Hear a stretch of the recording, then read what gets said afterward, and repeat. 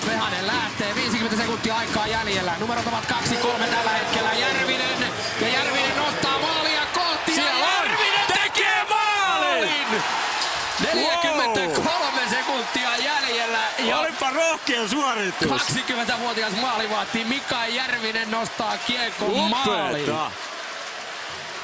Näitä sensaatiota harvoin nähdään. No siis tällaisessa tilanteessa paineen alla, maalin johto, joukkueen vajaalla ja nuori kaveri.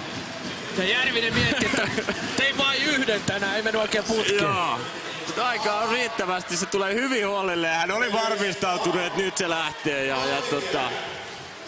ei näitä liikaa näe. 59-17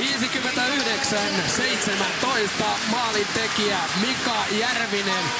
Ja kyllähän raumalaisyleisö osaa arvostaa tätä. Kyllä, saa komeet aplodit niin kuin pitääkin. Kyllä. Siis sanoin jo kerran kaiken. Nuori kaveri, nuori maalivahti ja lähtee tällaisessa tilanteessa tuollaista yrittää ja onnistuu, niin Ei ihan joka päivästä leipää.